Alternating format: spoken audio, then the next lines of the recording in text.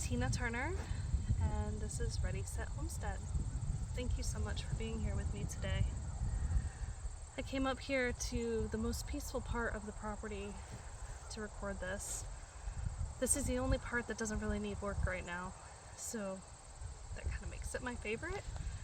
I love everything we're doing on the property, but when I need a break and a peaceful spot that doesn't require me to think about what can I do with it, I come up here to this deck that my husband built when we first got here and just relax.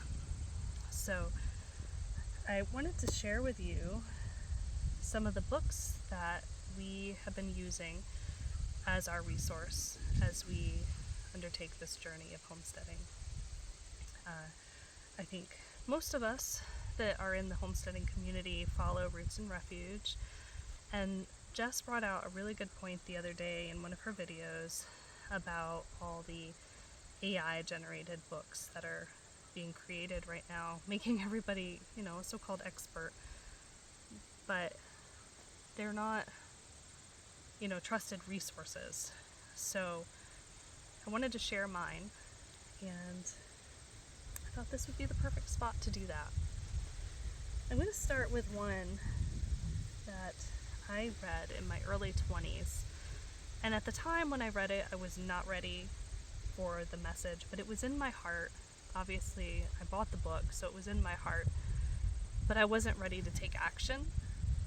I think it's so beautiful when people that are that age and, with young children, or even before they have children, take on this journey and get started young. It's harder at the age my husband and I are now. We still have young children, but we did that a little later. Anyway, getting off subject. I do that a lot. Thank you for putting up with it. Anyway, this book is called Voluntary Simplicity. It is by Dwayne Elgin, and it's such a great book. It's not like a how-to anything, really. It's just, the message is that you don't need so much. You don't need as much as you think you do. And they highlight the beauty of living a full but simple life. And, in my 20s when I read it, I was still chasing the career and financial success. Like, that was my vision of success, getting my finances where I wanted them to be. And so I thought all this simplicity would come to me one day, but I didn't realize the action that I had to take in order to make that happen. So this is a great book, and now I'm ready for it, and I'm glad I kept it. So I recommend that one very much. As some of you may know, this property that we're on, it's a multi-generational homestead. So we are here with my parents, my husband, myself, and our kids. And this is a long-term arrangement. And we're going to stay and make this beautiful home for all of us. But it needs a lot of work. It's not a blank canvas. I'd like to say it's a blank canvas, but it's more of, it's already been painted, and this land needs to be healed. We have a lot of slope issues and drainage issues that need to be handled before we can even really start with our gardens and animals. We added rabbits, which is great because, they're pretty low maintenance. But to really create a sustainable long-term homestead, we have a lot that we need to take on. So my husband and I are getting our permaculture certification, and we are doing that through Matt Powers. He has the Advanced Permaculture Student Online course, and this is one of his books. He is absolutely brilliant. He has a new soil book out. I can't even tell you how much information he provides. Just exceptional. For those of you that study permaculture or have been thinking about it, I definitely recommend this book. I am in zone 5A here, we are surrounded by mountains and we have a very short growing season. If we drive even 30 minutes away, some of those trees are still green and just starting to turn, but I think you can see behind me that our trees are pretty much empty already. So it's time to let our gardens go into more of a dormant season. But this book, Cold Hardy Fruits and Nuts by Allison Levy and Scott Serrano, they have created such a wonderful resource for perennial cold hardy plants, trees, nuts, fruits, berries. I absolutely love this book because they really go into the specifics of living in a shorter growing season. And it's not the typical tomatoes, beans, those annual delicious vegetables that we all love. This is the perennial trees and fruits that come back year after year. So I really recommend this book. Let's see what else. Nature's Garden, a guide to identifying, harvesting, prepping wild plants. So this book, this is by Samuel Thayer, is an incredible resource for those of us interested in foraging. I consider myself a very amateur forager. I have maybe 4 things that I'm really comfortable foraging, and everything else I refer to this book. And he is so knowledgeable, and he includes recipes, the season when you can grow or forage these things, where they grow. It's really fabulous. And it's not just the cold climates, it's very extensive.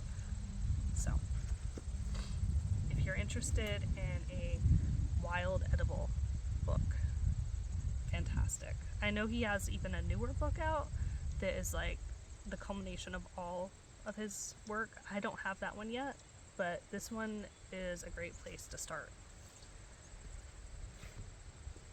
This one is the Foxfire book.